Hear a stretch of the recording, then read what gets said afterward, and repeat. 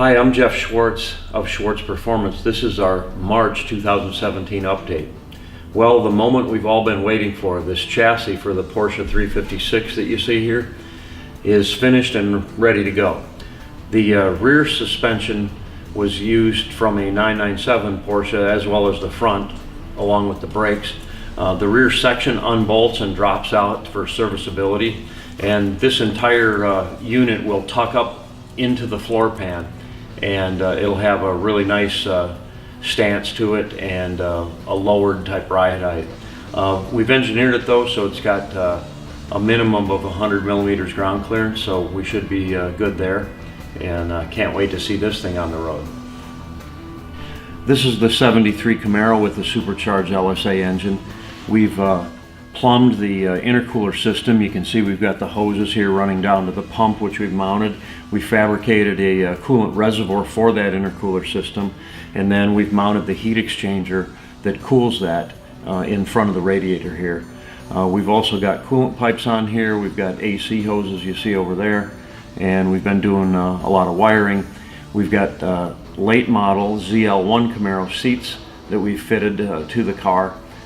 The store-bought brackets that we purchased didn't work so good, so we had to fabricate some to get the height correct, and fits really good now, and comfortable driving ergonomics. Should be fun to drive.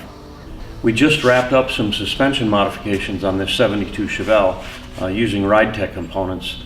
Most people like the 70 Chevelles because of the dual headlights, but I personally like the 72 because of the way the grille integrates with the headlights. It looks a little more sleeker and I guess a better thought out design. This Porsche 924 GTS replica is moving along quite nicely. We couldn't find a brake kit for these early 924s, so we basically made our own. The calipers are now being painted yellow to match the other suspension components, and then we'll bolt them on and the brake system will be buttoned up. We've also done some fab work on the exhaust, which is now pretty much completed, and then we've continued to work on items in the engine bay, turbo oiling and such things like that. Should be a fun car. Can't wait to see it go down the road. This 69 Cougar's coming along quite nicely. We recently fired it up for the first time and took it for its first drive. Everything's good on the car. We've just got some loose ends to button up. The headliners on most Ford product has to go in before the glass, so we got to get that in, and then we can put the front and rear glass in it.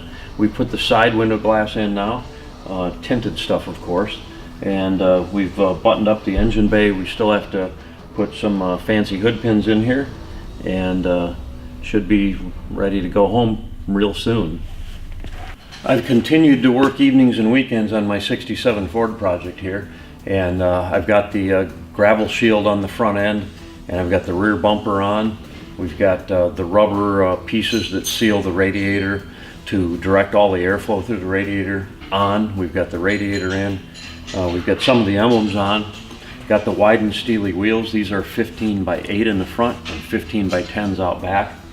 I may need to go a little wider tire on the back because the tire's pinched in a little bit, but we'll see how that goes once I get things running.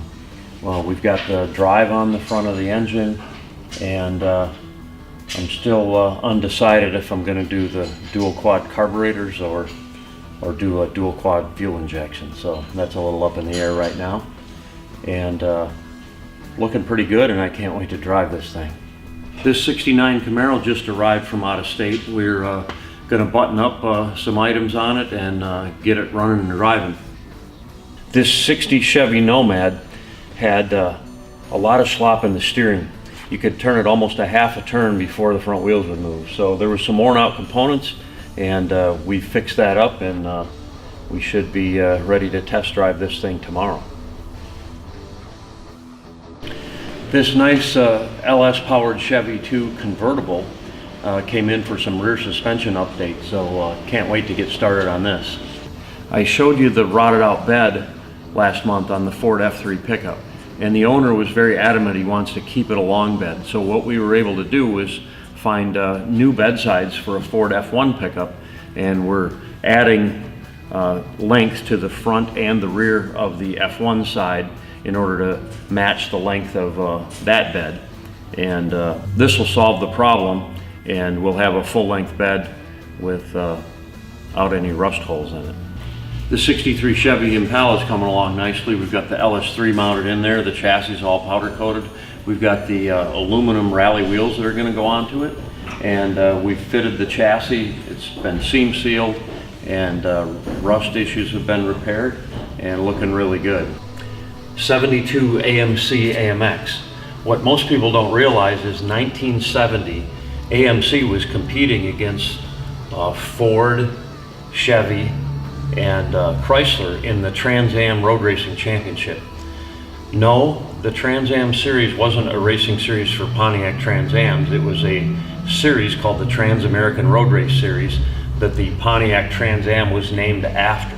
So the Trans Am Road Racing Series was kind of the premier series for all the new pony cars back in the day, like the Camaro, Mustang, Javelin, AMX, Challenger, Cuda.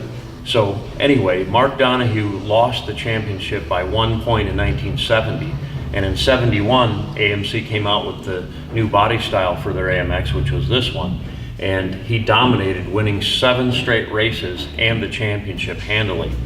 Another driver took over in 1972 and also won the Trans Am Championship. The factory cars ended up getting sold off to privateers, and a privateer won the Trans Am Championship again with this style of car in 1975. So pretty interesting racing history. They made 3,300 of these, incidentally. This is a 72,000 mile original car from Albuquerque, New Mexico. So overall pretty clean, and we're doing a resto with a few slight mods. I think C10 pickups have the ugliest firewall of all. They've got this like channel that sticks out off the front of the vehicle, and it has like a rain gutter that goes all the way around the engine bay.